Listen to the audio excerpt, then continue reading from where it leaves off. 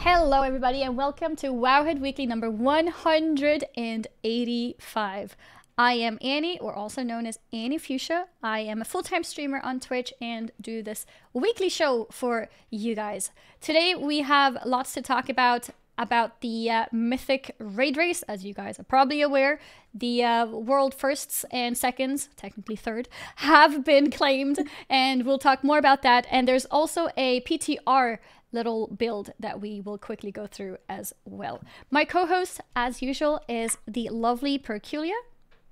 Hey everyone!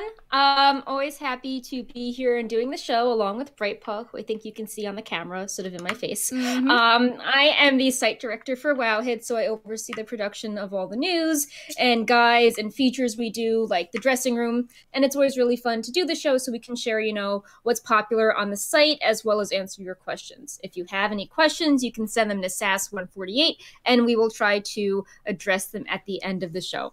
We also have a giveaway today. We are giving away a Brightpaw, not my cat, the in-game battle pet.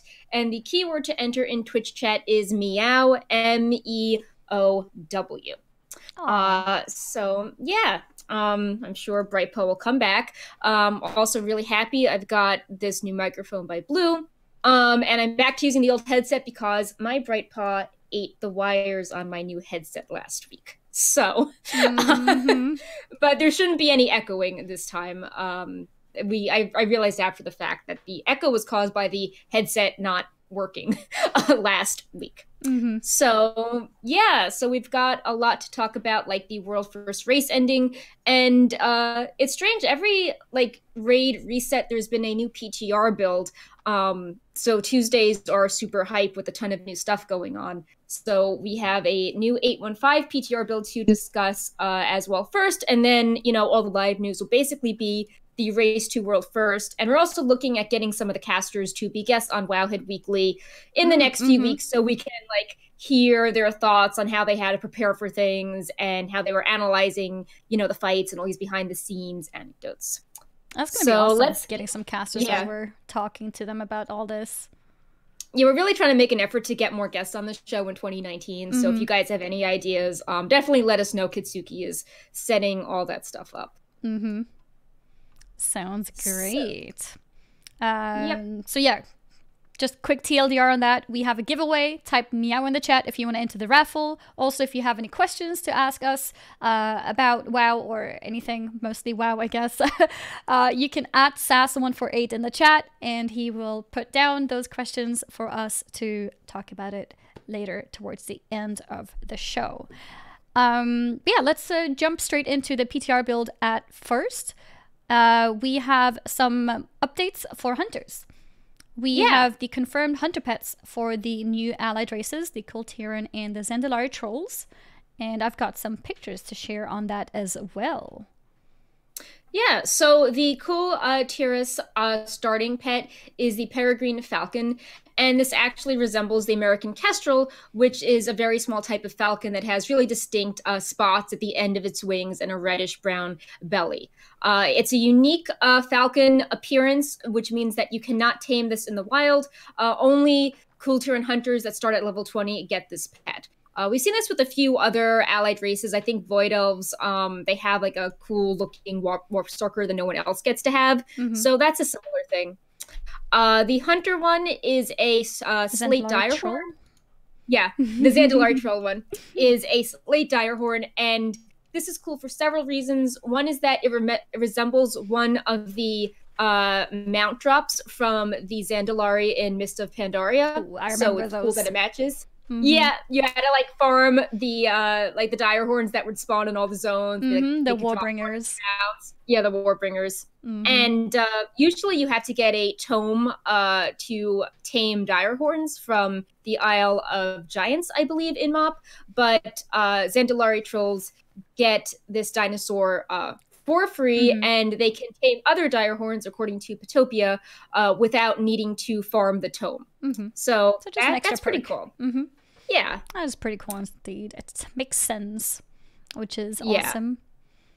Yeah, so I think we know like everything about allied races at this point. Like we know their racials, we have their jokes and emotes, we have their recruitment scenarios. So it feels that they are pretty polished, and I think that we could be seeing them in March. You know, we don't know a ton about the raid, but I could see the allied races being pushed at the very start of 815 as other stuff, you know, gets staggered later because they seem pretty polished now. Indeed. No dance for KT humans though. Oh, that's good. Have we seen any dances? Oh yeah, that's true. We don't know what that is yet. I know we've been we checked for that every build, so thank you for reminding us how we checked this build, and we didn't see anything for that yet. So maybe next build we will see it. I also believe they. Sorry, go ahead. No, sorry, you go ahead. Oh, I also believe that they finally added some more male Kultir and face options this past build that were data mined a really long time ago, and now you can actually change them in the dressing, you know, change them in game. And I think that was a criticism that they only had something like 2 faces. Yeah, I think it's something that we saw in general with a lot of the allied races where like there's barely any options. So that's good to hear that there's more options now for that. There is no word on skinny Kultirans, right? No, those are just NPC options as far as we know. Imagine that. I also imagine like allied race of an allied race. Yeah, so like more body. I think body customization would be cool. It just, if they said at the Q&A that they had to delay Kultirans coming to the game because they had to basically do them from scratch, making 2 body types from scratch would be really time consuming. I think like it would just maybe double the development time. But since the model does exist, kind of, maybe it's something that we could see in the future. Yeah, potentially. I think it would be cool if every race had more customization, you know, body options as well. You know, I think there's I think there's different female body types if you go back to like Old Hills, Redfoot Hills. So it'd be cool if like all the more NPC only body types made it to the game, but that would take a lot of work. Yeah, it would. Maybe when there's less things to customize, maybe they'll do it. For now, I think they're actually putting a lot of work on allied races in general, or at least that's how it feels. I think it's been, the idea of allied races have been very well received. I think people are loving it. And I think Blizzard is always working on at least 2 allied races at all times. One for the Horde, one for the Alliance, most likely. Yep. We were just talking about Brightpaw biting in the pre-show, and he is now. Does he bite on top of the clothing? Yes. Okay. That's nice. That's nice. It's only painful for me when Luna bites me directly on the skin. Oh, you're frozen. Okay, you're back. He turned Siri on. No. Oh my god. My arm is... Okay, speaking of hunter pets, that's not my amazingly well-behaved cat who looks like he's gonna pounce on my face in 2 seconds. We have Hati has received more toys and mounts. We've data mined these and discussed them on past shows. Brightpaw, that's my elbow. But now we can actually see them in game, and they're really awesome, especially the option to mount Hati. I know hunters have wanted the option to mount a pet in game for ages, and like now hunter fantasy. I want to mount my pets, and now you can with Hati. I actually have a clip of that we can show. Yeah, let's show that. It was super popular on Twitter and Facebook. All right.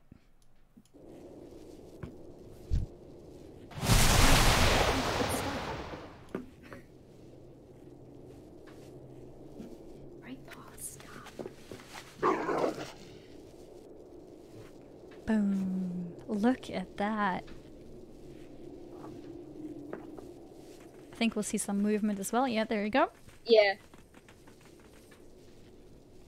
Yeah, no, that's really cool. I'm so happy for hunters. Not only did they get Hati back, they're getting toys, they're getting Hati as a mount. I wonder, I guess it'll just be like an extra ability or something. I don't think it'll be like a mount in the mount book. Oh, look at Brightpaw. He's like, why are you discussing other pets besides me? So yeah, it's a special item that you get, and it lasts for an hour, and you can buy multiple versions of the items, so you can, keep chaining them every hour. Some of the other cool items involve a fez, like a little red hat on his head. There are treats to have more lightning effects on him, and you can toss him a rubber ball. So there's lots of options. I think there's 5 different kind of toy-like items total. These aren't toys that go in the toy box. These are consumables you buy after you train Hati. Okay. Well, that's cool. And Hati also comes in 4 different tints, right? 6 different tints. Oh, is it 6? And yeah, there are 5 related to the Titan Strike content. So if you do like Balance of Power, you get a certain tint of Hati. The Mage Tower tint of Hati is shared with the Hidden Challenge, which for Beast Mastery is very anticlimactic because you buy the item from a vendor. But the 6th tint is a unique tint that you get for completing the Hati quest line, and it's called Hati's Sacrifice. Okay. That's a little bit disappointing then, that the Mage Tower one couldn't be special. Yeah. Because that's like one of the main rare tints in general for all the artifact weapons, because that one is the only unobtainable one. So that's a little bit sad. But oh well. Still cool. Yeah. I mean, it doesn't take away the coolness, just a little side note, because I know I'm very proud of having certain Mage Tower tints from the unobtainable ones, the Mage Tower ones, like the Feral one. Looks amazing. Right. Yeah, I don't know why they did that. Maybe they were thinking that they had this one floater tint and it would make sense to tie it into the quest line as opposed to giving it to the Mage Tower, like using their old assets cleverly. I don't know if it would take more time to come up with another tint that's, story appropriate for Hati. I mean, obviously it doesn't make sense for Hati to have like a neon pink appearance. No. And I feel like, Feral Druids, there's more like flexibility in the tints you can have for it. So and I think you did get different models and tints of the weapon. It's just that Hati didn't always change. Yeah, exactly. All right. Makes sense. Another new thing on the PTR that has been noted are the heirlooms that have now been lowered in price. I think, are the prices been halved? Yeah, I don't know if you want to pull up the post and show I made a table because the blue post talked about the new prices, but not the old prices. But to give some examples, for the level 90 armor, it used to be 1,000, and it's now 500. The level 10 weapon, 110 weapon upgrade was 7,500, now 3,000. And there were some upgrades for 120, and last week they were 15,000 and 22,500 on the PTR, and they've been nerfed to 5,000 and 7,500 respectively. So significant decrease in cost, which is good because if you go through 4 items to upgrade one item, it could get very expensive. So they've, nerfed the costs. Yeah, so we have the costs now on the screen. Sorry, I didn't have this picture prepared before. But yeah, so we can see a lot of them are half price. The second one is slightly less than half off. Yeah, but the other ones are a lot cheaper than half. So it's a little bit of variation, but a lot cheaper in the long run. And I feel like there's so many of these items now. Like, why can't they just combine them to become one item? Yeah, they need I could see making 110 to 120 because that's the current expansion. But to me, if you boost before that, like if you boost a character right, you start at 110. So it makes sense for the heirloom to just scale to the item to upgrade it would scale to 110. Yeah, it feels kind of antiquated right now. Like 110 feels like the minimum kind of, because that's where the expansion starts and that's what the current game is, like in terms of the progression of anyone's characters. So everything should be standard up to 120, up to 110, and then at 110 to 120, that should be like the special item. Yeah, it also seems, I know that obviously buying it through gold is the straightforward way, but Blizzard keeps adding these heirlooms to event vendors like Love is in the Air. And seems sort of obsolete at this point because no one's going to be like, oh, I'm going to use all my, love tokens on this, level 90 upgrade. Because it's like, oh, wow, well, now I've got this. If you don't have gold, you're not going to buy an upgrade with holiday tokens because you can't do anything meaningful with it if, you don't have enough tokens to upgrade it fully to the 4th level. Yeah. But yeah, it just seems kind of, I don't know, they need to rethink that whole system. Like, you keep adding items soon, it's going to be 10 of them. Yeah, and I suppose you're coming back to the game. Like, you don't want to be like, oh yeah, confusing. like, I'm gonna upgrade my heirlooms. Like, I'm gonna jump in there and level super quickly. And you'd be like, oh no, I have to buy, like, you know, I have to upgrade all my heirlooms 4 times. And I have, like, 5 heirlooms. I have to buy 20 of these things. It just feels like it's fire control. Yeah, and it's also, I noticed when I was leveling some of my characters, somebody pointed out, like, oh, by the way, that piece you've only upgraded it to level 60. And I'm like, wait, what? Oh, you're right. I actually forgot about it. And I think me as an experienced player, forgetting about the upgrading means that for a new player or a relatively new player who may have, you know, only 1 or 2 max level characters, this system is very confusing, I think. Yeah, or if you quit in past expansions, you might be like, oh, I've got my heirlooms, I'm good to go. And it's like, oh, no, you're actually not good to go. You need to spend, like, you know, thousands of gold upgrading, which you probably don't have because you haven't been playing for, you know, a few expansions. And, you know, inflation, like every expansion, things cost more and you make more gold. So you probably don't really have that much gold to upgrade all your heirlooms. And then it's like, oh, I don't want to spend all my money upgrading one piece. And at that point, you're like, well, I'm not playing, I'm just standing in front of this heirloom vendor with indecision. Someone in chat says I can't find the heirloom vendor. If it's not been changed, I believe it's in Ironforge. Yeah. Unless there's multiple vendors. Yeah, there's one in Ironforge and then there's one in Undercity. Okay. And I'm not I have to remember that there's a Horde version too. It's like, sorry guys, I forgot about you guys. Yeah.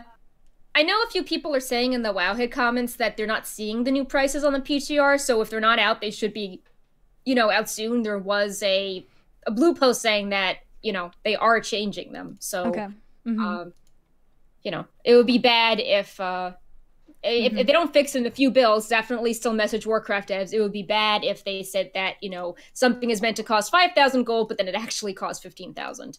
Yeah, exactly.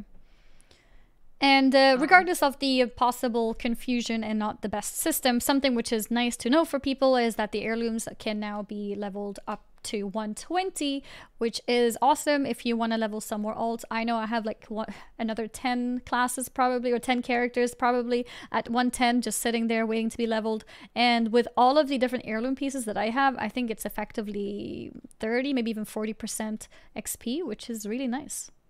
I wonder how the level 120 scaling heirlooms for the slots with Azurite stack up against the pieces with Azurite, because, you know, having more traits is powerful, and heirlooms don't come with the Azurite spots. But, you know, I guess you have to choose. Yeah, I guess you have to choose. Because it's, you have the chest piece, which is 10%. You have the legs, which is 10%. Or helm, shoulders. Helm and shoulders. Are they all 10% each? Yeah, I think that's 40%. Yeah, I think cloaks are 5%, and the Garrison ring is really hard to get. Well, it's rare to get, and that's also something. And I don't believe trinkets give you anything, but it's just convenient to have procs, especially because, you know, if you don't get trinkets with drop, you might be out of luck. So 40, 5 for the cloak. I actually have 2 rings, so that's 5 and 5. So for me, that's 55%. That's a lot. Yeah. That's a lot. So you don't want to... You know, at least there's no weird situation where there's an Azurite trait that could grant experience, because that would be weird.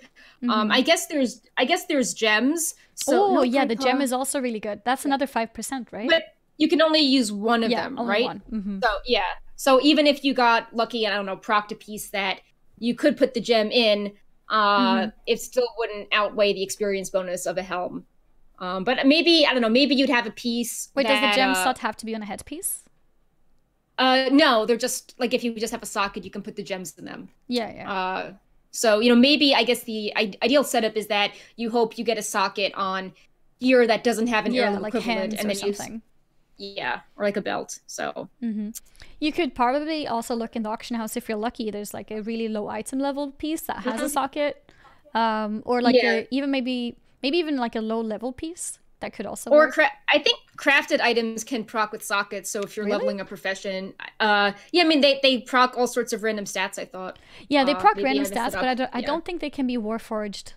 I think jewel crafting rings come with sockets. I'm just gonna pull this up quickly. Sorry, I'm blinding. Wait a second. I'm just... That's okay.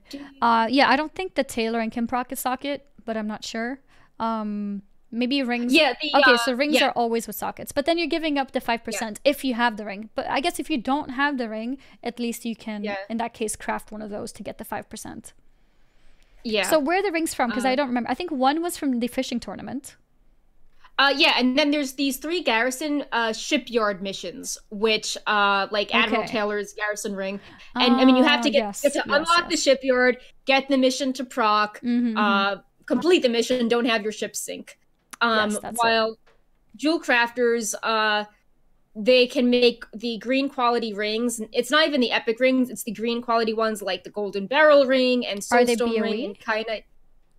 These rings are, yes, they are BOE, unique equipped. Okay. So that means anyone could use them. You don't have to be a jewel crafter. Yeah. Yep.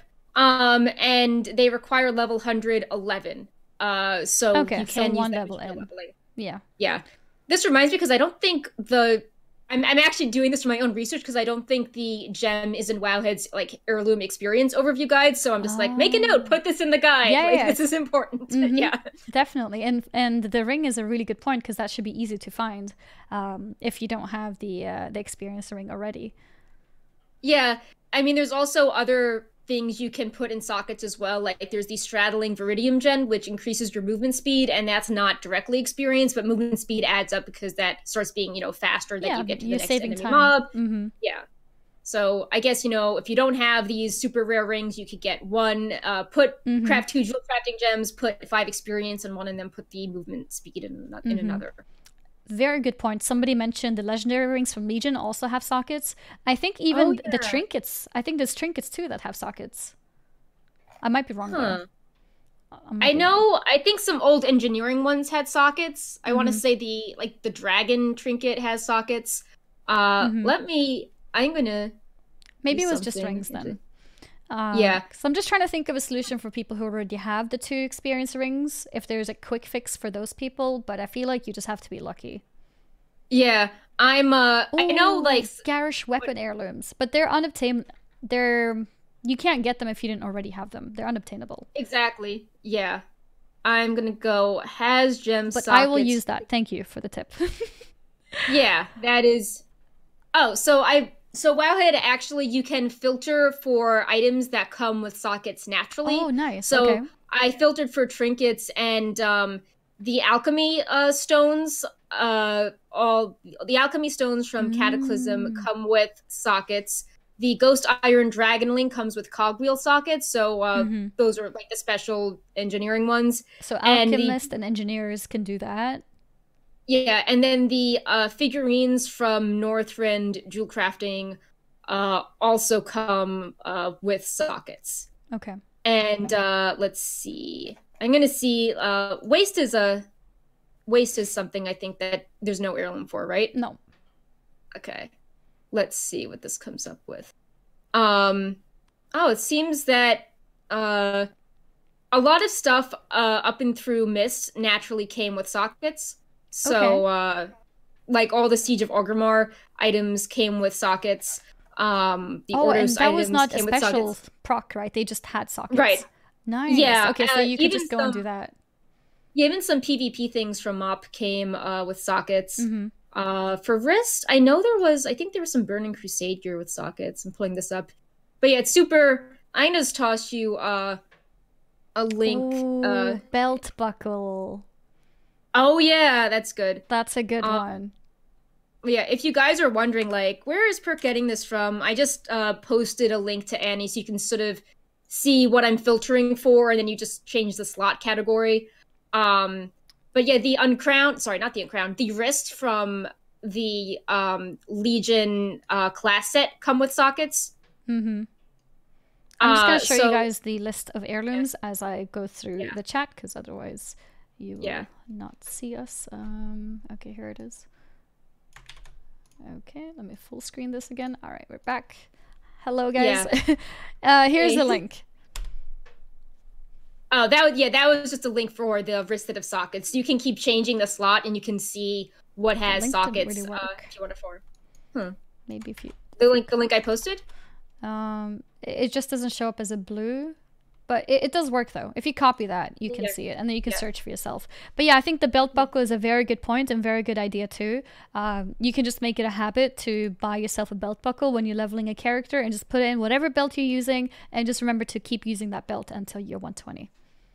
Yeah, and also be, mindful of I think there's item level requirements for the belt, so I think if belt buckles, some belt buckles you have to don't buy the work right if the one. item is too... Yeah. It's like the belt buckle for the correct expansion. And yes, the heirlooms have been updated now. So the in 8.15, which is probably here next month, you will be able to upgrade all your heirlooms from 110 to 120. And also, if you want to save gold, but you want to be able to level multiple alts, something that I would recommend is just buying the cloth pieces for the experience buff, because every class can use cloth, but obviously they may not benefit from it as much, but it's okay. You get the experience buff. And if you buy a leather or plate piece, oops, I don't know what happened. Give me a second.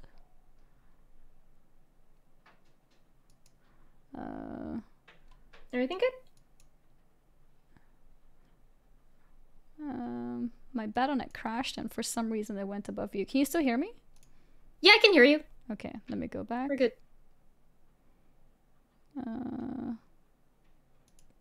Okay. Okay, it's fine now. Yep. Yeah. Cool. I can. That was weird. Sorry about that. My Battle.net just crashed for a second. Okay, where were we? We were just talking about heirlooms and tips, the heirlooms and everything. Yeah. The cloth gear that you get the most mileage out of cloth pieces because everyone can equip it at least for an experience bonus. Exactly. Yes, that's it. At what level can you start using the 5% XP gem? I actually don't know. Is it 110? I think so. What's the name of it? The Rubelite? I think there must be a Wowhead comment on it. Rubelite. Insightful. Sorry, I'm bright as the page is loading. Requires item level 200. There you go. Okay, and, so the piece of item requires, and then obviously you have to be able to equip it yourself too. Yeah. So 110. Interesting. So So if you look at if you haven't been paying attention for a while, at BFA launch it required item level 100, and then in 8.1 they stealth buffed it to require item level 200. Yeah. So it's you need to be higher level to use it than before. Okay, so it's like a... But it still works for BFA content. Yeah. Like beforehand, you could use this as like level 75, which seems kind of overpowered. But yeah, now it works for BFA content. Yeah, and I should definitely put a section about this in the experience guide, since there seems to be a lot of like questions on like, when does it work, and like how do I use it, and what's a good item to put it in. So yeah, we should definitely add a section about that. If you have a Garrison weapon and upgrade it to 120, you can put the gem on your main and then send it over. Would that work? Yeah, I think that should work. Yeah, it should work. Yeah. I feel like there's not a lot of people with those weapons. No, so that's the thing. Yeah, Blizzard isn't. Yeah. It only you can only have one socketed or working at a time, I think. So you can't load up a garage, heirloom with like 3 of them. No. Yeah. And something else to note about those weapons, for me, for example, I only picked up 1, the staff, and not all classes can use staffs. But yeah, so whatever works for you. Yeah. So the next topic is pretty exciting for both of us. We've got some new mounts to talk about. Oh yeah, more PTR stuff, some new mount updates. The first 2 mounts to mention are the new time walking mounts. And I'm actually really happy about this, because I have a lot of badges and I can't buy anything because I already have everything. So now I can finally start using them. Yeah, so this is notable as well because usually Cataclysm Time Walking didn't even come with a mount, and usually we have none or 1, but this time we get 2 mounts that you can buy with Time Warp badges when the holiday is present. These both cost 5,000 each, same as the other ones. No Fright Paw. And there's a kind of savage-looking Elec and a wolf. And I know a lot of people that, you know, have dark iron dwarves are like, oh, it's so cool and fiery. No bright paw. Yeah, that's actually a good point. It's gonna fit so well with dark iron dwarves. And the flavor text makes it seem that these are related to Beast Lord Dormac, the one of the bosses in Blackrock Foundry. And previously, we've seen his beasts in the encounter interpreted as mounts otherwise, like Faultline, the mythic Clefthoof present in Beast Lord Dormac is like the mythic Blackhand mount. And then the Rylak, I believe, from the encounter is similar to the shop mount. So it's sort of like, oh, all of his pets are, all of his pets are kind of turning into mounts. So yeah, it's nice to know they have like another life. We didn't kill them in Blackrock Foundry. Yep, and it's also nice that we're getting more wolf mounts as Alliance. Exactly, which ties into this other mount that we found. Alliance get the 2 wolf mounts in this data. This is called just Alliance Wolf in the data.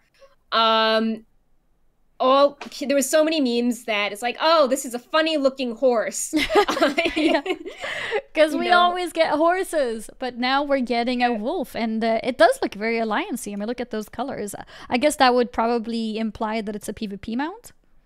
Yeah, so my theory is that because all the PvP mounts are kind of themed around the lore of the season. So, for example, season 1, we got kind of Draenor looking PvP mounts, and that's when the Magor Orcs joined. And for season 2, we had the Darkshore, Night Saber and Forsaken one to represent the Darkshore Warfront. So my guess is that this will be tied to Sourfang doing more with the Alliance. And that's why you have the merging of the wolf, which is traditionally the orc mount, with the Alliance colors. Also, I don't know if my mic's being weird. Brightpaw is eating the. We can hear a little bit. Brightpaw, don't eat the blue. It's not bad. Come on. So, oh my god, no. Yeah, we can hear him like scratching it or something. I don't know. Okay. Come on, stop. I think that it will be tied to when we get more story about Sourfang working with Anduin, and who knows, maybe we'll even see Sourfang using the mount. Oh wow, that would be kind of cool. That would be so weird, but so cool. Yep. That's Sourfang on an Alliance mount. I don't think he would do that though.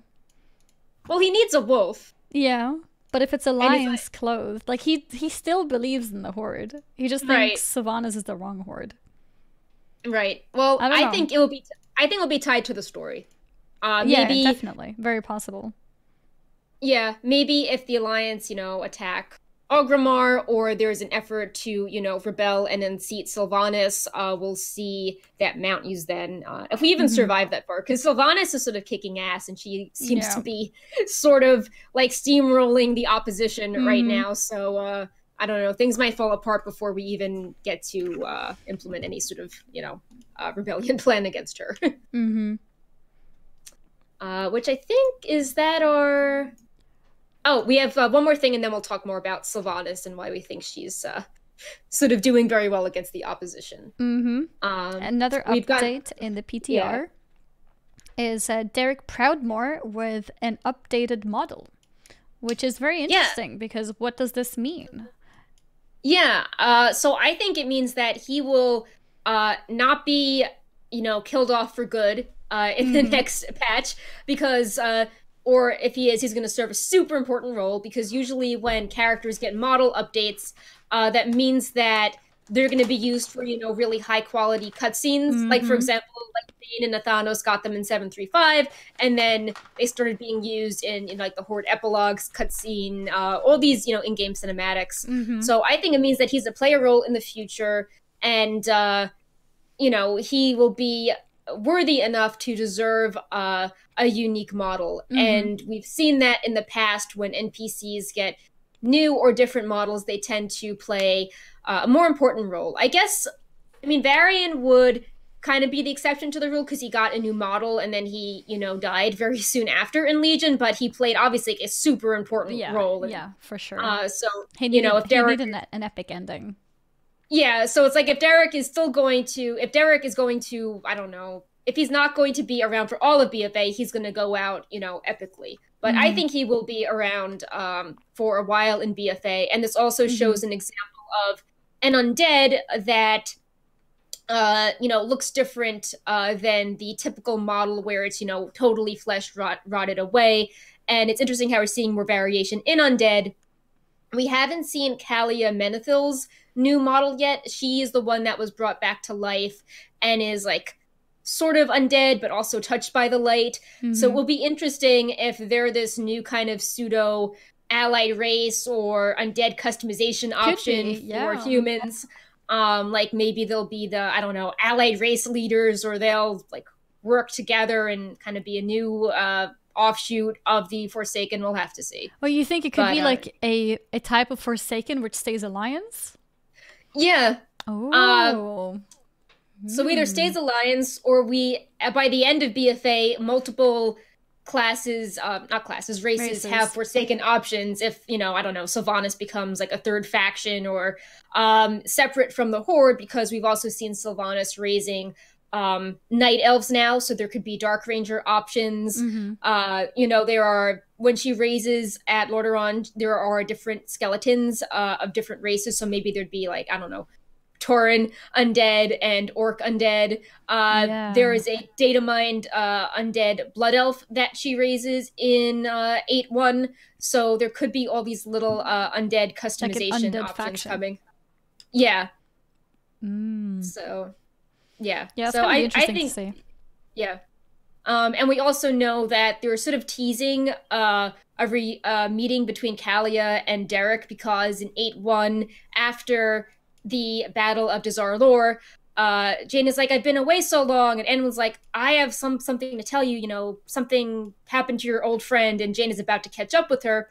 And then at the end of the 8.15 stuff, Jane is sort of musing on Derek and is like,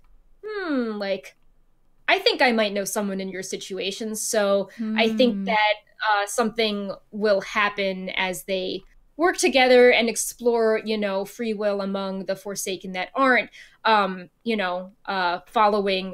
Sylvanas. Yeah, that's going to be interesting to see. Yeah. So it's really speaking of having Derek with a new model.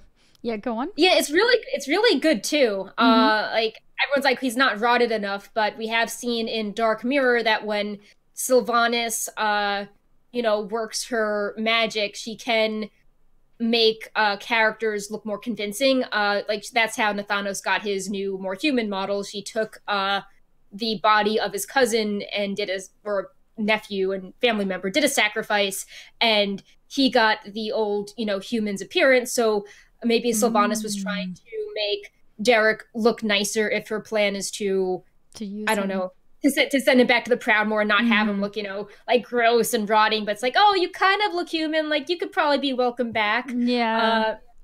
Yeah. I guess we'll see. Yeah. Speaking of Sylvanas, we probably want a spoiler tag for this bit. We've got a cutscene incoming, so let's get the spoiler tag up. The cutscene is something that we have talked about already. It's the part where Sylvanas arrests Bane, and I'll just play it for you guys so you can see it for yourselves. Let me open it up. Yes, spoilers. One cinematic spoiler. Be aware. The spoiler tag won't be on the video, but it's here now as a warning, okay? See you guys soon.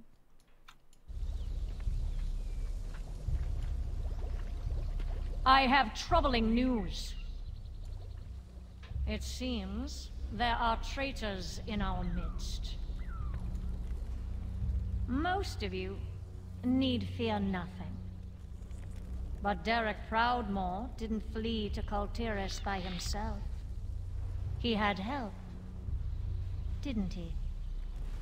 Zelling.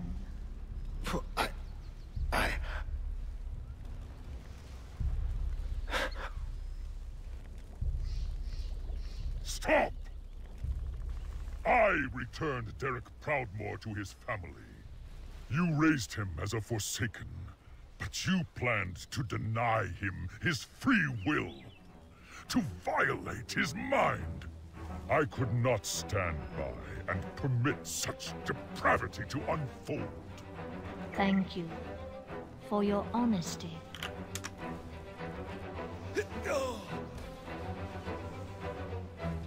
Banshee! Are we nothing more than pawns in your game? You betray the Horde! No. He did. And so did you. Take him.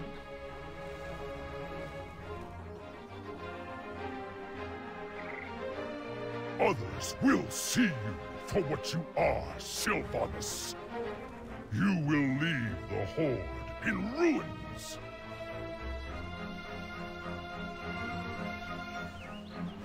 There is no place for weakness in our ranks.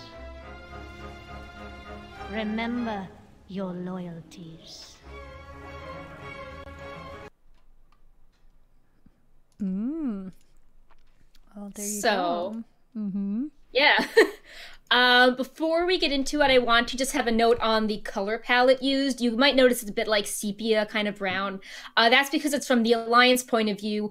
They are spying through a special device, so the colors are tinted. Okay. But we did confirm that the dialogue does not change. This is not a King Rastakhan thing where, you know, the Alliance are viewing the Horde as ruder than they actually are. Yeah. It's just it's same on both sides, except the colors are just the Horde one is brighter than the Alliance. Okay. So yeah, I mean, we've data mined the text before and we knew what was going to happen, but just seeing it is it's really intense. I'm getting a lot of Siege of Orgrimmar flashbacks, except it seems almost worse because it feels really bad having all these faction leaders present. And you can tell that they seem worried because they're all kind of shifting around and seem upset, but they are afraid to take action. Yeah, and then when Sylvanas calls the guards over, when Garrosh had people following him, it was mostly, you know, orcs. But Sylvanas has guards of all races following her, which shows that, you know, she has a wider following than Garrosh did. So maybe that's why they did nothing. Maybe they're like, oh, like, will our people turn on us? Like, maybe they're just sort of, you know, panicking in the moment, or sort of in disbelief that, you know, is this even happening? Like, you can picture the Nightborn are like, oh my god, you know, like, we rebelled against our leader and got backstabbed to do the right thing, and now Bane is rebelling against the leader and he got backstabbed for doing the right thing. Like, oh my, this is horrible. So that was really dark. We also data mined G Firepaw, was missing. Everyone forgets about him, the Horde Pandaren representative. And they added a line for him where he's like, but, you know, basically conveying his stance that he tries to be positive in that if you bottle up your emotions, bad things happen, like Pandaria. And he just sort of seems like, this is happening again, OMG, because, you know, obviously with Pandaria, it was affected by Garrosh. So it's just really dark. And we haven't been able to see this in game, but there is data mined options that all the NPCs say after the cutscene where they're like, we don't know what to do, but it's bad. And they all seem pretty panicky and against Sylvanas, except for the Maghar orc who's like, you know, Bane wasn't loyal. Like, this means he has no honor. And it's like, ha, you might have been late to the party of, you know, Sourfang and all these other NPCs talking about honor while you were still on, you know, AU, you know, Draenor. Wait, the Horde leaders text that we had last time, they could they be maybe just like the text when you click on the NPCs afterwards, maybe? I think so. I think because with phasing, we haven't been able to go back and redo it or, you know, see the NPCs there because we, you know, turned in the quest, so they're no longer in there. But yeah, I think that's what they state afterwards. But yeah, it's just like Sylvanas looks so evil. Even the camera shots as she's walking down and they're all kind of cowering and she's just like strutting down like, none of you have much to fear except for them. And then like the Thanos is holding the bow and he's like shooting Zelling and just the timing of it. I mean, we can now see that Bane confessed, hopefully to protect Zelling, but that didn't stop Nathanos from killing. He went for it anyways. Yep. Yeah, and it's just, it's interesting because when Zelling dies, you can see Rexar like very close in the background, and he looks noticeably upset. Oh, I didn't notice that. Okay. Yeah, like they're all sort of fidgeting, but there's kind of a close up of Rexar looking upset, and he was the one along with Valtois when they broke what's her name, Ashvane, out of prison, where he's like, they're both sort of talking like, I don't know what we signed up for. This is awkward. So I can imagine he'll be playing a larger role in the future because he helped the Horde, but then he wanted to retreat and not officially be part of the Horde and help them rebuild, and now he's back. He's always kind of done his own thing, and he was one of the original characters that Jaina was interacting with in Warcraft 3. Oh yeah. You have, and I think he had even lines in 8.0 where he's like, oh, I'm glad Jaina helped the Horde, but times are different now, and victory to the Horde, and you're like, that was a bit extreme, Rexar. And now he's more like, change. Yeah. Yeah. What's going on now? I'm not sure if I like this. Right.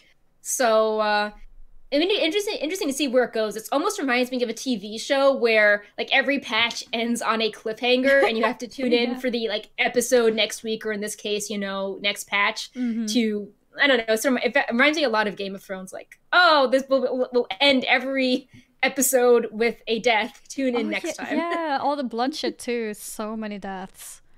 Yep. So, Zelling was at the end of this episode, and, tune in next week to see what happens to Bane in prison. But it was really sad how Bane tried to, in a way, save Zelling there by taking the blame, but then, nope. It's also like, what did you think was going to happen? Like, what was his plan? I mean, even if they didn't kill Zelling, like, they both would have been arrested and maybe tortured. Yeah. Do you think Bane? I didn't put this in notes. I'm just thinking. Do you think Bane was trying to expose Sylvanas and say like she's not the true Horde in the hopes of maybe last ditch effort to get talk? To have it's like, okay, are we? Is she outnumbered? It's only her and Thanos versus all of us. Like, can we just rush her?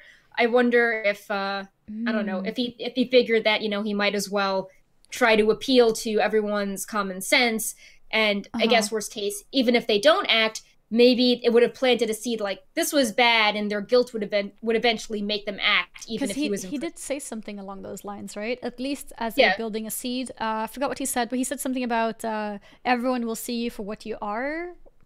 Something along those lines to Sylvanas. So I think he does believe that people just don't see, but that they will soon. Right, or it's not like, oh, Teldrassil was really bad, but, for the Horde, we need to preserve the Horde. It's like, there will not be a Horde if you keep letting her, destroy everything and attack, the core foundations of the Horde. Oh, yeah, he said that she would leave the Horde in ruins. Yeah, something along those lines. We are nothing more than pawns in your game. You betray the Horde. Others will see you for what you are. You will leave the Horde in ruins. That's it. I could not stand by and permit such depravity to unfold. So yeah, I think he's hoping more people will open their eyes and realize what's going on. Yeah, this isn't just like a means to the end for Sylvanas' weird idea of if we get rid of the Alliance, world peace. It's like, no, you're subjugating everyone that disagrees with you, and maybe world peace means that everyone becomes undead that disagrees with you, and then no longer disagrees with you because you are into mind control all of a sudden. But yeah, very interesting and curious to see how the story keeps developing. There's also obviously Xalatath still going on in 815, where Anduin's like, oh no, and Sylvanas is like, ooh, a dagger. So that's obviously going to escalate things as well. But yeah, nothing new on Xalatath this week, I think. I think that was actually it in terms of PTR updates for now. Yeah. We can maybe jump into the Mythic Race. Or what were you about to say? Oh, yeah, I was agreeing with you. Okay. Wait, let's take down the spoiler tag then?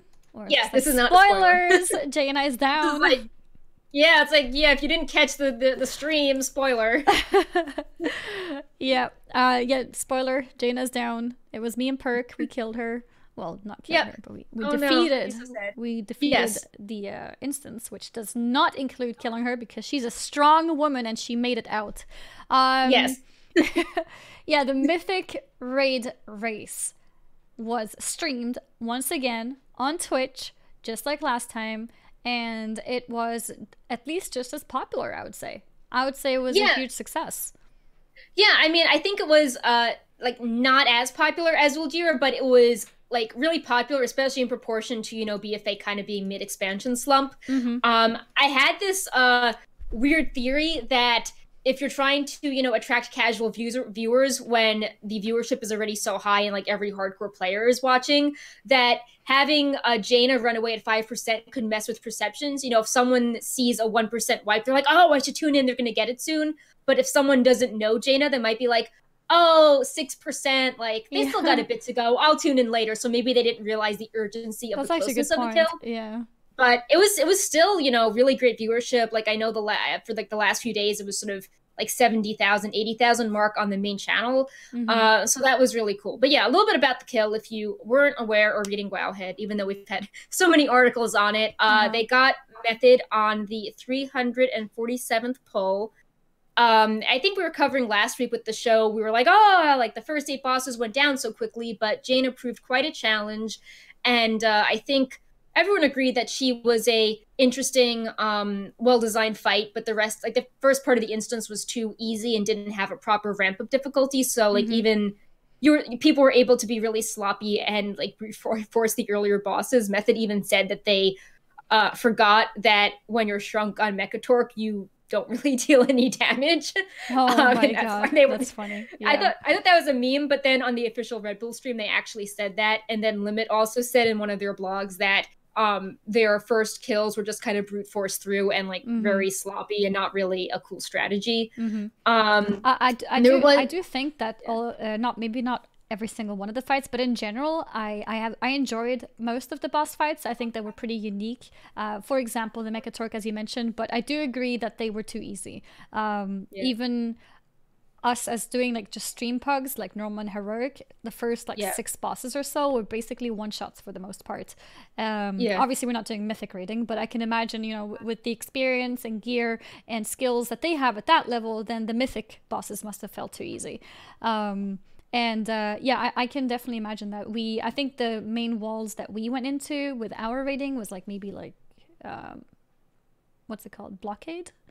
Yeah, blockade was the one, and they also did weird hotfixes where it was like glitchy and there was line of sight issues, and they made changes to it for the second reset. So yeah, I do agree that the bosses were a bit undertuned for a lot of those bosses, and then the sudden sort of difficulty for blockade and Jaina. There was also a lot of suspense with the kill because a lot of people were very hyper aware of the 16-hour difference that NA and EU face, especially when the first part of the raid was cleared so quickly. And then it came up again when Limit was starting to re-clear after the NA reset for more mythic gear, while Method was in the final few hours of the first reset for EU. So the idea was that if both guilds were very close, then, you know, we didn't see Limit's progress. People assumed they were close, and that the gear advantage could give Limit an edge if they were doing a similar, you know, burn strat, because you have like, you know, so much more gear. But Method got it down, and it was super clean. Like, they had some planned deaths in the fight, but everyone, I believe, was alive when Jaina hit 5%. Everyone was alive. Yeah, that was actually a really good kill. And I think they talked about it as well. In general, with their strategy, the way that they had to do it, people had to not fail. And once everyone doesn't fail, it's a kill. And you could see that clearly because no one's dead. Everyone did their part, and everyone is important. And, it just was like perfectly scripted. So just grats to Just Wait on the Jaina mount. It has a really cool mount special. There's like little sparks flying out of it. So in addition to the cool animation, it has like cool visual effects. It's, you know, not just a moving blue thing. It's got like sparkles and stuff on it. I actually didn't see the mount special yet, but that's cool. It's an amazing looking mount just as it is. Yeah. Even without a mount special, it's an amazing mount. I can't wait to get mine one day soon, hopefully. Yeah. And this also means because they re-cleared it afterwards, after reset, that means 2 people got the mount in one day. Yeah, I don't know who got the second one, but that was pretty funny because Method was still at the Red Bull Gaming Studio, and they had this epic interview with Red Bull, which we'll get to a little bit later in the show. And I know they had a call raid, you know, relatively early for them to prepare for the post-raid interview. And they were able to like re-clear and kill Jaina in 6 or 7 hours right before they had to stop raid to do the interview. So that's led to a lot of like, you know, world second versus world third memes. For all purposes, yes, they got the second kill on Jaina, but they were not, you know, The second you kill. can't say that. Yeah, you can't say that Method is now the first and second kill. Like they're, you know, if you run the race and if you outlap the other person, you're still like number one. You're not number one and number two. But yeah, so obviously very clean strat. They were able, you know, to repeat it very quickly. They didn't need to do any, you know, heroic splits or additional farming before going in for that second kill. They just, you know, went in and got it down. So that was pretty cool. And there's also over 30 guilds on Jaina right now, including some guilds that are getting pretty close, like Exorcist and Wildcard Gaming. And I wonder if Method, you know, sort of streaming and pushing forward kind of helped all these guilds see the upcoming phases and, you know, research and get inspired and plan accordingly, because that's a lot of guilds on the final boss. I don't remember so many guilds working on the final boss at the same time as once. Usually they get like stuck on, you know, the penultimate boss. But I guess Blockade is pretty easy. I think that's another proof that the bosses before that are too undertuned. Yeah. Like no one, like normally when you look at the top 10 guilds, there's like people are stuck at different bosses, but now everyone got 7 out of 9 really fast, and then some struggle on 8 and then 9. Right. So before we move into the Nerd Screams, I just want to remind people we have a giveaway for a Brightpaw Battle Pet. You can enter in Twitch chat by typing the word meow, MEOW. Yeah, Nerd Screams, something that everyone loves whenever there's a first kill, whether it's a world first or realm first or anything. Obviously, the world first would be probably the most epic one, and we've got it here to show you guys. Let me see if I can get the video up. Yeah, here it is. Are you guys ready? Nerd Screams, hands up. Let's go. I need to soak this. Interrupt. Remember interrupts. Let me die. Let's go. Rally, Revis. Rally. Res me. Res me. Yeah. Everything up. Now. No, calm down. How strong? Come on. Let's fucking go! Good job, boys. It's so easy. What the fuck, dude?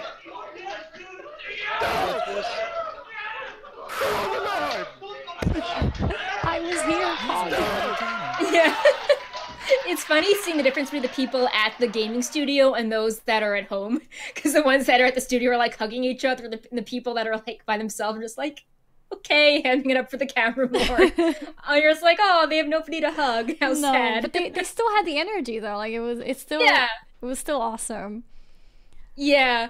There's we found all the individual clips as well. We've linked it in the show notes. Like Esfand had a really cool IRL reaction. He flew out. It was awesome. Like, it was really good timing. He flew out, was at the casting desk, joined Method, and then started doing behind the scenes streams. And he had a really good clip of like all the, you know, guys at the stream just like hugging, standing up and just like hugging each other. And you're like, oh, it's like a real sporting event. Everyone's in person. Yeah. So it was very wholesome watching what was going on. No, it was awesome, and I really like how this video has been put together as well, because obviously he's taken the webcams from each individual and put it together as one video. I'm not sure if this was Pleb Central who made it, but probably was him. And I have to say it's a really good video. Yeah, Spooky was really funny. I think in one of the interviews they did confirm that he was only playing for progression and was going to quit, but he just was like very chill after the boss and then uninstalled WoW. Really? But I guess he was just like, you know, he didn't really like the game and he was, you know, going to do progression and help them out. But yeah, he was not present for the world's second kill. Oh. So I guess he was done for with WoW. I had no idea. That's funny. But yeah, it's really satisfying to hear them as well, because they, you know, they were muted for progression, so you couldn't really hear anything they were saying, and then just like finally hear these screams. That's why I like the second re-clear so much, because they did not mute. So you heard everyone. You heard them, you know, kind of bantering, making jokes on the early bosses. You heard them, you know, wiping to stuff. Like they're like, oh, I didn't realize there was a mechanic on this fight, like Jade Fire Masters, you know, stuff you just, you know, brute force when you're like, oh, I have to do something special.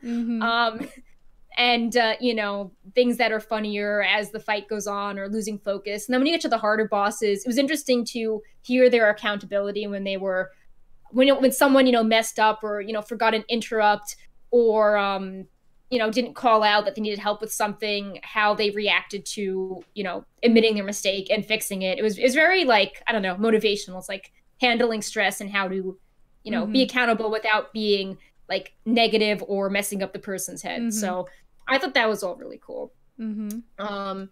We also had some post-interesting streams where people were explaining the kill. Notably, Josh broke down the whole fight with the VOD, and then Method was at Red Bull for this like 7-hour interview.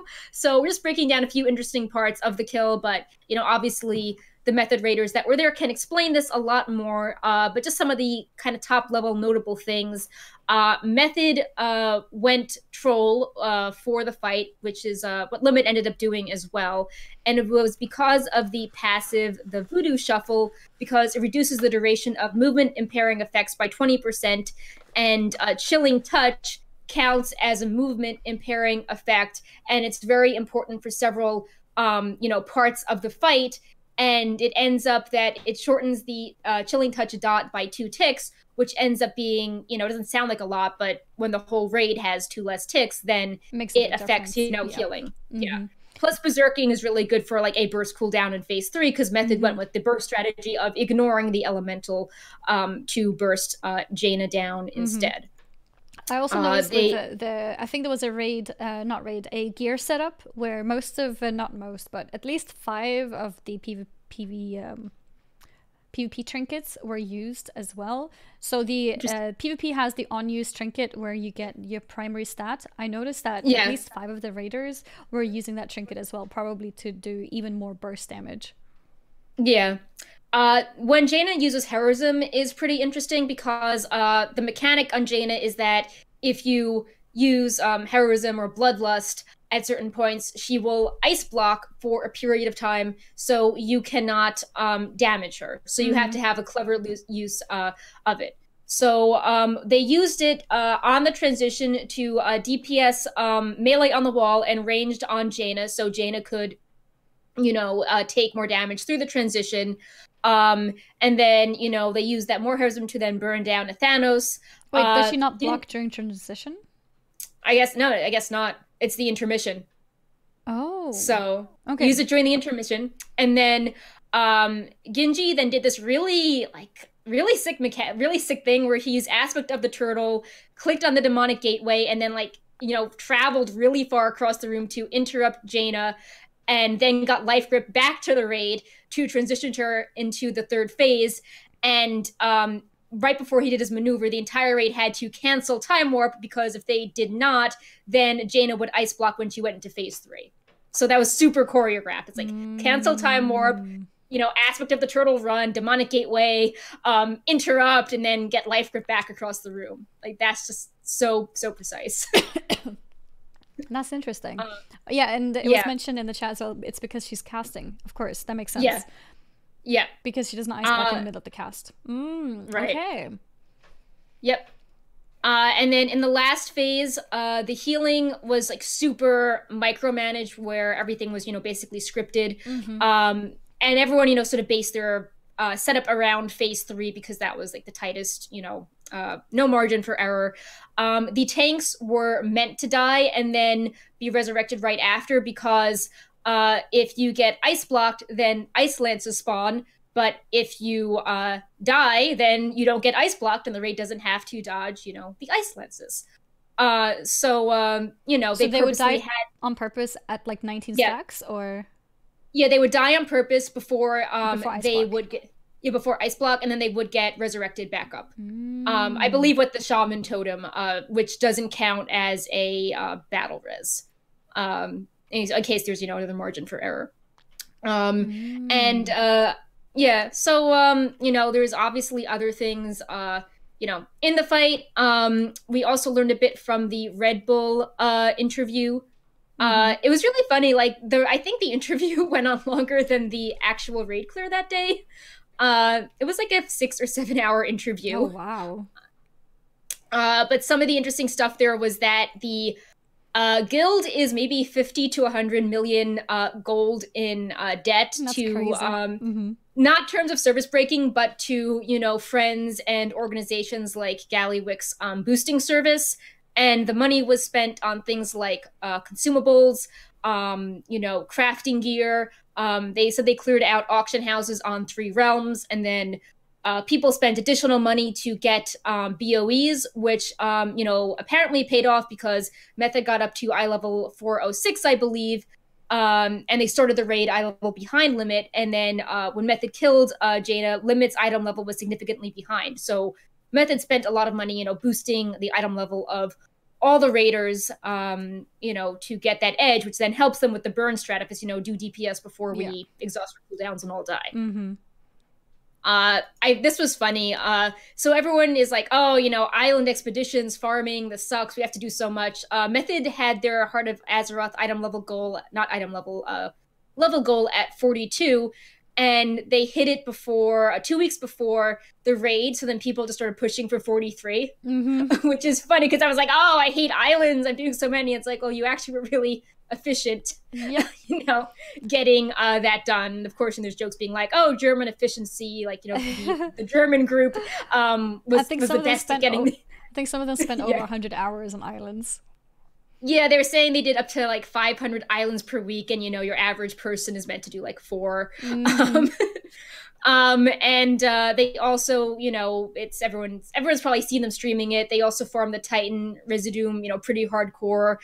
Especially if you're a streamer, like you can say like looking for 24 viewers of, X armor type to join with me, and then apparently they set up like little competitions to see whose like viewers would clear it faster, and they had prizes at the end. So all that stuff. I remember seeing one screenshot from Josh once where he got like over 10 Azurite pieces in one run.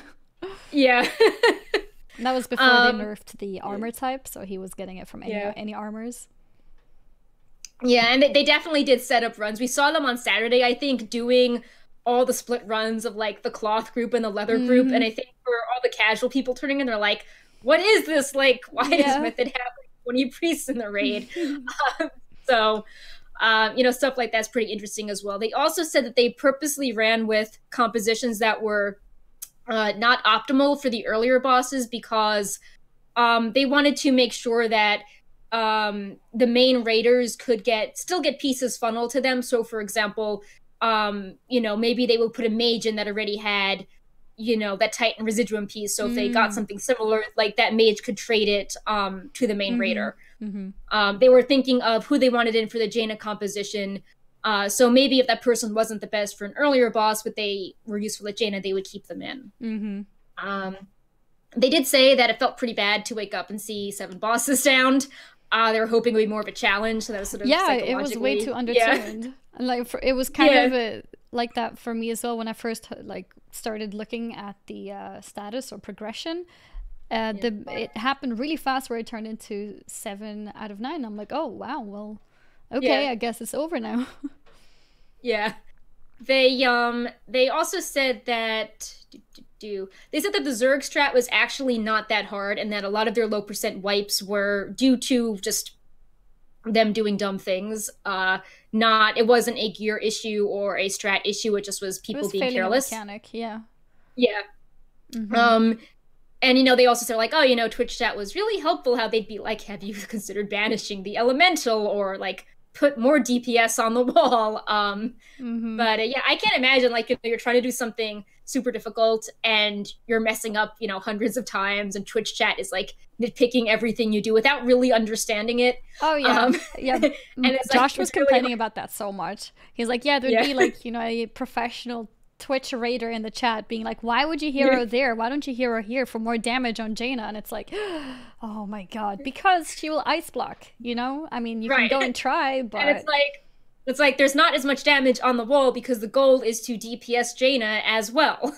Or they said even at one point they had to stop DPSing for a moment because she would jump into the middle too early, which would have, affected their DPS later on in the fight.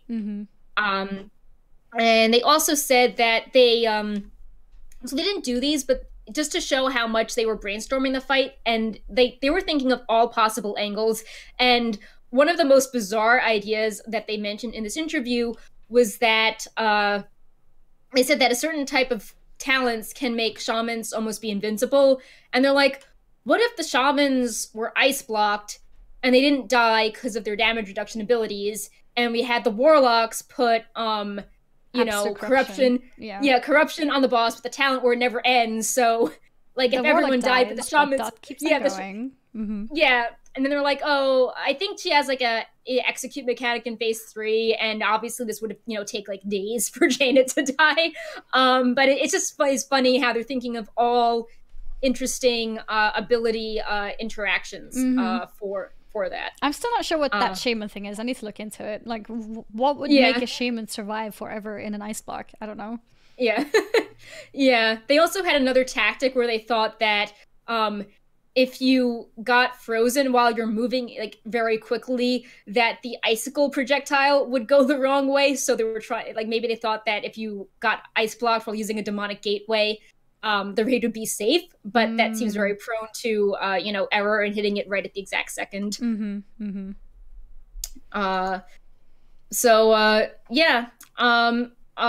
Sass wants to remind us again that the giveaway, last call giveaway, is Bright Paw with the keyword meow. We're not giving away my cat, we're giving away the battle pet.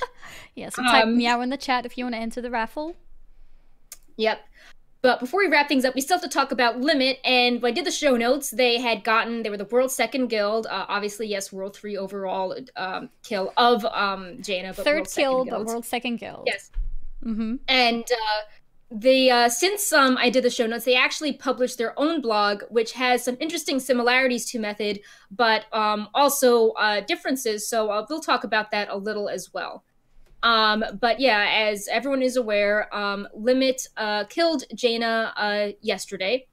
And they had a different composition than Method. They also released their kill video, and it was they used heroism at a different place as well. So this was not, a direct copy of the Method strat, even though some parts were similar, like many of them did change to Troll. The main difference... That's actually interesting as well, because that means that Method streaming didn't necessarily help them. Like, they didn't just straight up copy the strats. Yeah, so the major difference, heroism was handled very differently. So what they did is they pre-lusted the raid except for one person, and at the before the fights, right? Yeah. So 19 people had the debuff. Yeah. So they would be immune to another heroism. And then that one person then gets a bloodlust as soon as they interrupt Jaina to start phase 3. And then that forces Jaina into an ice block for 20 seconds as they, clean things up. And then the rest of the raid uses Bloodlust at 1 second left on Jaina's ice block because there's like an internal cooldown on how frequently she can use the ice block. So then the rest of the raid gets 39 seconds of uninterrupted Bloodlust on Jaina, which then helps them, burn the boss faster in phase 3. I think that's pretty interesting. It's pretty different than Method, who, used Bloodlust to split DPS on the wall and Jaina during the intermission. They also had a different kill composition. I believe Method had 2 Disc Priests. They used a Resto Druid and a Mistweaver Monk instead. They also had more melee. I think that they still had 2 Shadow Priests, but Method had like 2 Warlocks, and they only used 1. And does Jaina end up blocking again towards the end of the hero? No, because it's that minute-long cooldown. So the heroism, the Bloodlust ends before Jaina is like ready again to cast Ice Block. Okay. I'll just read a bit about the blog. I didn't put notes on this because it was really like 30 minutes before the show. But they published a blog on Heroes Hearth explaining what happened every day of progression on Jaina, as well as their best attempts, which they were very coy about beforehand. And they started off, obviously ahead of Method. They got to Jaina first, probably in part because they, read up on what Mechatork did and didn't wipe forever, on things like being shrunk. They killed it like way faster than Method.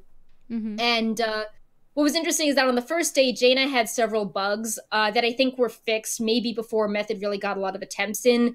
One bug was that she didn't damage the tanks, so obviously that's in favor of the raid. But the other bug was that she had really strange movement patterns, which, made things frustrating. On day 2, they got to 33%. They were affected by the chilling touch bug, in which the raid got more stacks at the beginning of the transition. It happened after their dinner break. So I think if you do the math, both guilds were affected significantly. Maybe Method a bit more because, like, Method had half the day were they affected by it, but, Limit, it was, like, getting more towards their evening. But it definitely did, mess up both guilds. On day 3, their best attempt was 24%, and they started using the burn strategy that Method ultimately used for their kill. The guild wasn't sure if they could, pull the burn strategy off, but they made some attempts with it. And then in day 4, they got further, but they still weren't sure it was possible. And then that was the day that Method actually surpassed Limit in progression. They got to 15% that day, but Limit was still confident because they're like, oh, we've had more phase 3 experience, like we're more consistent at this point. Day 5, they tried to get pretty creative. They had all sorts of like weird alternative strategies as they actually learned about how phase 3 worked. One thing that they tried to base their strat around was that when Jaina uses Ice Block, she skips using Orb of Frost in her ability rotation. Okay. So they tried to incorporate that knowledge into their kill strategy. And then similar to Method, they realized that the troll racial was really overpowered. And then that's when they came up with their heroism idea. So they came in day 6, really excited to get the kill. But then Blizzard changed how Orb of Frost worked. It wasn't skipped, it was delayed in her like ability priority. But they thought they still had it in them, but they didn't know how to handle the Siege Breaker mechanic, and they realized that Method was actually getting a lot cleaner on the kills. They're not kills, attempts as the night went on. They tried to really push it before the reset, but they got tired and sloppy. So they knew that things were kind of iffy. And yeah, Method then did get the kill while they were re-clearing on Opulence. Not as many players in Limit can take time off, so they had attendance issues starting really late on Wednesday. And their kill was very different than Method. Only one paladin was left alive in a bubble on the kill. Oh, wow. Yeah. Yeah. And funny. The eye level Who's the hero? really... What's his name? I think it was he starts with an L. Let me pull it up in the actual thing. That's funny. The hero was sorry for being blinding white. The hero was Lip. Yeah. Well. And yeah, if you want to learn more about it, Heroes Hearth has a blog. They've also posted screenshots of all their lengths of their Warcraft logs attempts if you like want to see trends over the week. An interesting point they raised is, so I mean, everyone knows like, oh, Limit won Alliance and they got these 400 pieces of gear. And they did have an item level advantage for the earlier bosses, which may have helped them, brute force through the mechanics and, get through it quickly in spite of being sloppy. But they said that Method's preparation over the weekend like really paid off because Method's item level jumped up to 406 on Monday when they killed Jaina, while Limit for their Monday attempts, their average item level was at 402. Ooh, So- that's a big difference. Yeah, so Method taking that day to do their, bizarre split clears and, plotting out who's going to get the loot from all the earlier bosses that was really important for Jaina, that, definitely paid off. And then that impacted Limit thinking like, can we do the burn strategy? It's harder to execute when your gear isn't as good, or we can, not have that like final, like 1% push there. So, that may have made a difference. And I wish things were more normalized. So it could be like more skill based, and we're not debating, like Who has the going gear? Alliance for a Warfront versus who, spent 100 million gold on a PoE. So it'll be more interesting, I think, if it was just like focused on the actual mechanics and strategy, because I think that's more interesting than just like the metagame of who, you know, bought more consumables. But yeah, I mean, definitely congrats to them. They weren't streaming this tier, but they definitely did add a lot of suspense where it's like, oh, like limits in the last phase too, like, you know, what's going on with Method. But I think because they did choose a different strategy and, you know, they were ahead of Method and they, you know, seemed to have thought about using the burn strategy when Method committed to the burn strategy like several days later. I think that, you know, it shows that they were obviously, you know, put hundreds of hours into this boss as well and, you know, made the race more exciting. It certainly got people talking about, like, you know, how do you measure fights NA versus EU in a way that we didn't really get in the past. So I think, yeah, I mean, I think more competition is always good, and I think it's really good. A lot of guilds are streaming as well. It just, you know, revitalizes the whole raid scene. Definitely. Also, on that list that I had, I saw that Josh was item level 412. Like, it's these item levels are so crazy. I'm just thinking, like, I still haven't hit 400. Yeah, I think Josh on the stream specifically, it was on the Red Bull stream. He wasn't at Red Bull for the streaming progression because, I mean, I can understand. It's like weird if you're in this like new area. But he came into London for the oh, that's right, because he was streaming from home. Yeah, it was really. It was actually really wholesome. Like after he killed the boss, like he called his dad, and his dad was on the phone. Yeah. Oh, I didn't know that. He's like, hi, Dad. He's like, I got the boss. Like 30,000 people are listening to you. Yeah. So that was like surprisingly wholesome. Oh, that's so sweet. And then I think there was drama where he came down to London, but he didn't have his authenticator, so he couldn't do the early bosses. Oh, okay. Yeah, that's annoying. Did he get it in the end through Blizzard? Yeah, and then so I don't know how it got resolved, but he was in for the later bosses, and then his keyboard had some sort of issue, like it locked up. I guess it was a new system on like one of their 10% Jaina attempts. But yeah, I mean, he was present at Red Bull.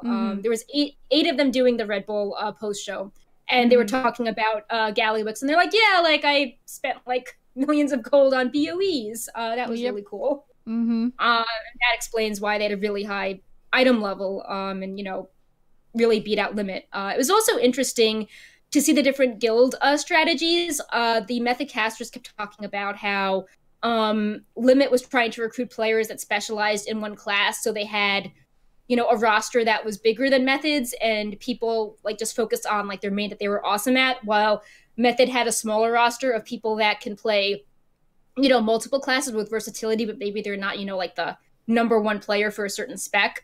And they had like a smaller core, and people weren't sure which strategy was better. I mean, there were pros and cons, you know, to both, as well as how much farming everyone needs to do if you have like one character to gear up versus like 5. But I know Sko was saying in the post-raid interview that they were joking about the Demon Hunter that uninstalled, and he's like, well, we still almost have too many players in the guild. We want to keep a tight roster, and it's very interesting how both guilds were approaching their roster. But yeah, talking about the production a bit, it was super impressive. You know, they made it into an entertaining spectacle. Yeah, like they had so many things, like the UI was so much better because you could see the number of wipes. They had like an enrage countdown. They had during like phases, they would show all the different things Method had to do if people were sort of confused what was going on, like, you know, wall down, Nathanos freed, like, you know, elemental dealt with, stuff like that. And they had so many points of view. Wowhead was also involved with this because we're one of the sponsors of Method. We made a bunch of stream graphics for things like explaining all the mythic abilities for the boss, so the casters could pull that up and refresh the raid. Oh, that's really good. Yeah, so they had so many cool graphics this time. They had casters that specialized in different things. You know, they had like variety casters hyping things up. They had, you know, Esfon doing the IRL streams. They had, you know, people that have casted MDI before. They had specialists that rated, you know, fairly hardcore as well, doing more analytical segments. I thought it was very well done. Yeah, definitely. And it's a good point mentioning Esfan as well, because he's really big on his IRL streaming, and it was really fitting in this situation too, because everyone is there at the same place. So it's and like you said, like he caught the kill moment as well. So it was perfect.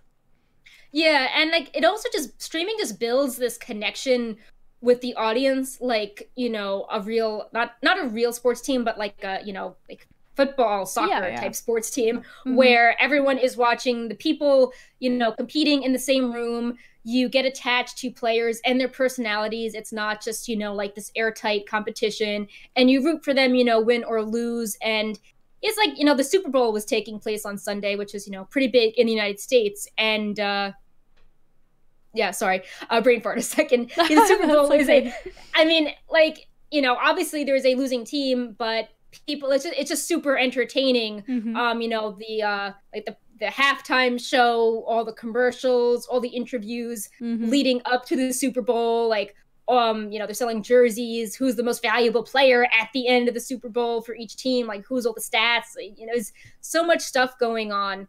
And it reminded me of that you know, with Method trying to make it really entertaining as well. And so many more guilds are streaming it now, but Method still has that edge of turning it into a real production. And I hope in the future that if other guilds are close to them in progression, they could even pull them up on a screen and have like a split screen going on to, you know, hype it up even more. Sort of like with MDI when you see the two teams racing at the same time. I think that would be pretty cool. I'm really excited to keep seeing it grow in 2019. That would be really cool.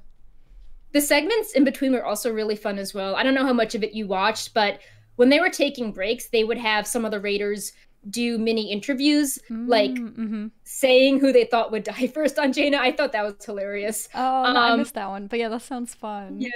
Or, all that kind of banter is amazing. Yeah. And they had really serious ones too, which I was surprised by. Like, I remember when Method committed to the burn strat and they had a low wipe, they cut to have a meeting, and like Deep Shades or Kenya, they were always doing interviews. And like that, to me, that takes a lot of focus to have members of your raid that just had this really intense wipe going over to talk to the casting desk about the breakthroughs and not actually being present for the team meeting.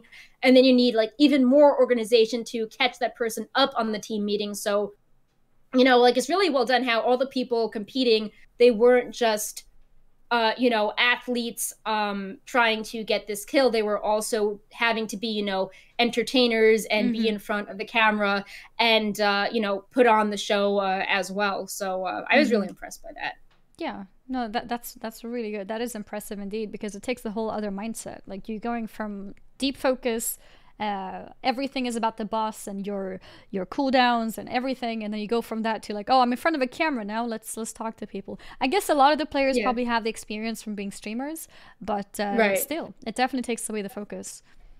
Yeah, I mean, even though they're streaming 24/7, they're muted, so you just see their funny faces. But there's another level where it's like, oh, like now everyone can hear me, let me make sure I, you know, don't say any bad words, or I, you know, say correct things in front of the sponsors.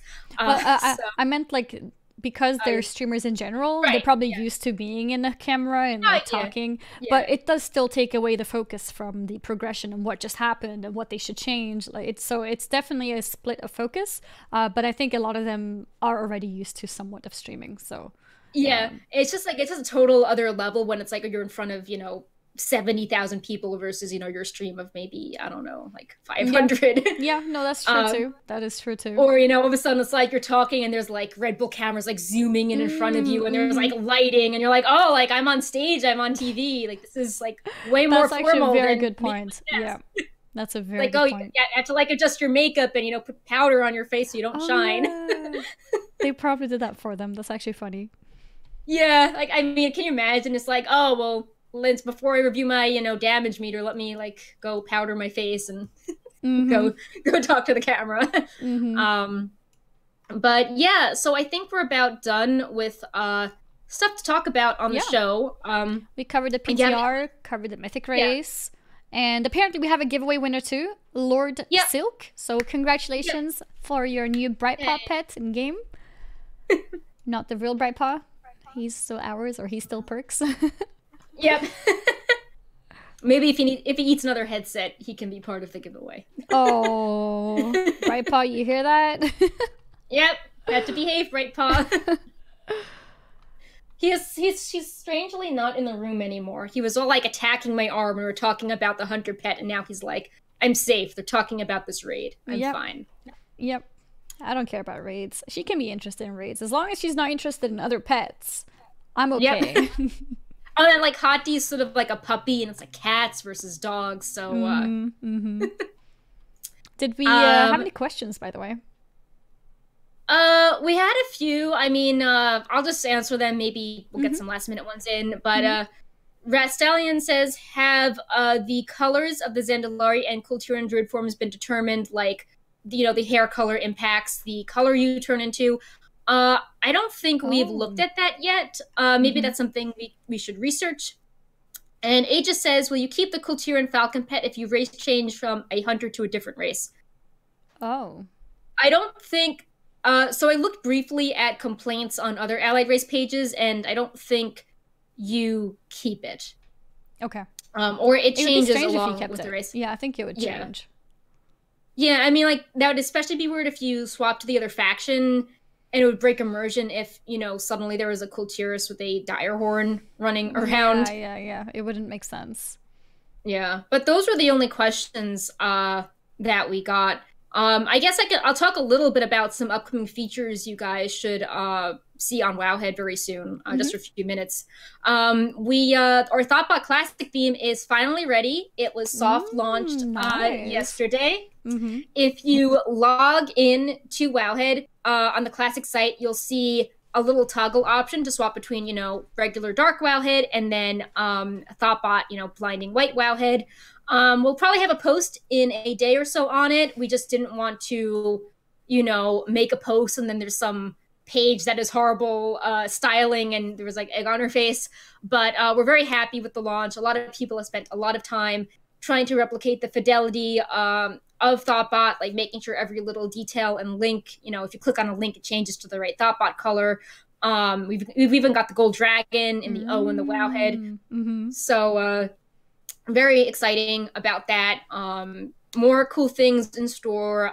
We can't wait for Classic Beta because that's when we can really fine-tune the database. Yeah, we can like get the correct, you know, NPC map locations and stuff like that. You know, we maybe could get that now, but Blizzard might be annoyed with us and we don't really want to deal with that headache. You know, people tend to go after Wowhead because we're bigger. And we also, we talked about the raid comp tool a few weeks ago, and based on feedback, people asked us to split things like utility or crowd control into more categories so we didn't have, you know, like, you know, 30 billion miscellaneous effects for all classes. And we did that, and Method then actually used our utility breakdowns in some of their post, you know, raid analysis. Probably be posting about that later today. I'm compiling feedback from the class writers to make sure I didn't miscategorize anything. But if you're like, oh, you know, how many short interrupts do I have with my composition, or I want to see all the personal damage mitigations cooldown my raid has, you can now see that with greater specificity in the raid comp tool. And that was also a group effort, including myself and the devs, to take all the user feedback into account. And we really wanted to get that done before the World First race ended, because when we do our kill analyses, we wanted to link to the raid comp in them, especially because sometimes the API messes up on tracking sites and it will show people as like the wrong spec. So we wanted, with the raid comp, we can show the correct spec. So we were trying to, you know, get that all squared away for the first kills, and worked out pretty well. That's awesome. We have one more question. I think that's it. Mel Vision says, on the PTR, the Zandalari have so many more character creation options than Kulturas. Do you think this will stay the same when the races release? So I do know that they added more Kulturan male faces on Tuesday. So that should help. But, you know, I do think that there is a perception that, you know, the Zandalari are like dinosaurs and they have like gold jewelry and they're upright rows, and like it's like, oh, I'm a human and I have less hairstyles than a regular human. but I do think that they have pretty interesting options. Like a lot of the female faces have scars on them, and they're all asymmetrical. Like I think one female has like a blind eye or a scar on one side of her face, but the other side is fine. And I think stuff like that will be more appreciated as time goes on. How your character kind of has this unique aesthetic to them. Yeah, and it has more of a personality that, you know, they've seen some shit. Like they were in a fight, and they're not just like a total cartoon character. And I think that their heritage armor is really cool as well, with like the trench coat look. We haven't really seen that in WoW before, so I don't know. I think that they will make up for it. Although, yeah, obviously Zandalari like turn into a dinosaur and have gold jewelry does sound very, very cool. It does. I know a lot of people are really excited about the Zandalari trolls. Yeah. I am glad that they added Kultiran, though. I mean, we learned in the Q&A that at first they weren't going to do it. It's the only allied race which is actually unique. It's just that the Zandalari troll are very special in their whole golden thing. But yeah, Kultiran is the only unique allied race. Yeah, I mean, I would also say that maybe this can pave the way for more sort of out there allied races. Now that Blizzard has created an allied race from scratch, they can look at their workflow and say, hey, like this part was actually pretty easy and like this part was super long. How can we make it more efficient? So maybe that could lead to we always talk about Volpera. Everyone's like, oh, will they be an allied race? And you know, they were sort of I think they were like another race that was kind of more from scratch. I don't know at this point they're similar to goblins. They've gone through a lot of modifications, but maybe now there is potential for a lot of these NPC only races to become allied races now that Blizzard knows how to get that done. Yeah, and like maybe find like experiment. Like you said, a sort of efficient shortcut way. Well, shortcut sounds like it's going to be a bad job, but like a more efficient way to transfer an NPC model to an actual player model. I'm sure this experience that they had will show us whether it was worth it or not. And I think it will be. I mean, I think even if they don't end up doing more unique models, I do think Kultiran was very important in this expansion story. So I am very glad they went on with it. And like, can you imagine like Horde bias? Like, you know, the Horde gets their like island nation to join them while the Alliance doesn't. Like that was it would be really strange. Like when they mentioned that that was the original intent, it's almost mind-boggling. Like, of course, if they get the Zandalari troll, of course we have to get the Kultirans too. Like, it's a 1-for-1. So I'm really glad it happened. Yeah. Well, that about wraps stuff up on the show. Yeah. Today's show doesn't have that much to cover, but I think the timer says almost 2 hours, so it's a little bit shorter than the previous ones, but it's still a pretty decently long show. Yeah, I mean, especially no guests. No guests as well. Yeah, we're being spoiled with guests now, so we're getting used to like 3 hours plus. Yeah, but we are gonna, like we said, we are trying to have guests more frequently in 2019. Let Kitsuki know who you want to see on the show. Yeah, feel free to comment who you want to see on the show, and we'll see if we can make it happen.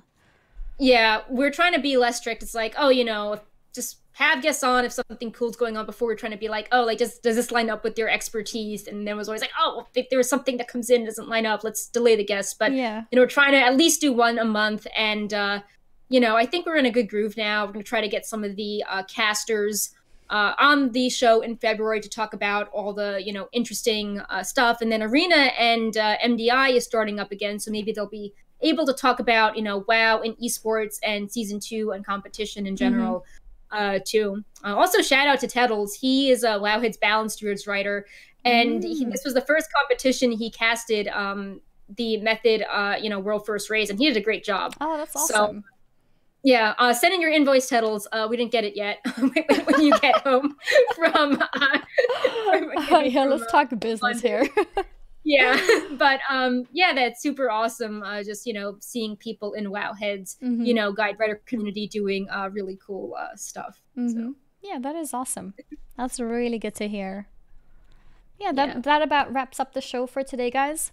thank you so much for watching, hanging out, asking questions, and supporting. I saw there were a few more resubs there. Tenno was one of them. Thank you so much, Tenno, for the resub. I believe there were a couple others too. I forgot the names in this moment, but I did notice. So thank you. Thank you guys for watching this from the Wowhead front page as well. If you are on the front page, in case you didn't know, this is streamed on Twitch. You're very welcome to join us on Twitch if you want to, especially if you're interested in talking in the chat directly to us. This will, as usual, be uploaded to YouTube as well. It should be up tomorrow. Usually we would upload the YouTube video immediately after the show, but we decided that it's better to do it a day after because it makes a little bit more sense time-wise. You know, if it's too late for someone to catch the show right now, it's probably too late on YouTube in an hour as well. Yeah. So if we do it the next day instead, it makes a little bit more sense time-wise. Yeah. I also did some house cleaning on Wowhead's YouTube, and I bumped up the Wowhead Weekly playlist higher up on the page because I know that like there's a lot of PTR stuff going on, so you may get the show lost and notifications. So I cleaned up some playlists, I removed the like allied race stuff at the top, and I bumped it up higher so you can easily find the last episode. Awesome. Yeah, there is a playlist, so if you're interested in seeing previous shows, they are all there in the same playlist. You can go back for as long as you want, even all the way back to the first show if you'd be interested in that. Yeah. But yeah, that's it from us for today. Is it time for a high five? Yep. Yeah. All right. So this is the right thing because with Novel I was swapped. Okay. Yes. So, all right. So 1, 2, 3. Bam! Yes, we did it. Yay! Perfect. And don't you guys dare call it cringe, okay? High five? Yeah, it's like a low five. Can I call it a low five? Because I have to move my arm lower. I think this is great, especially when we have guests because we have to coordinate with everyone. It's always hilarious. So everyone has to do it.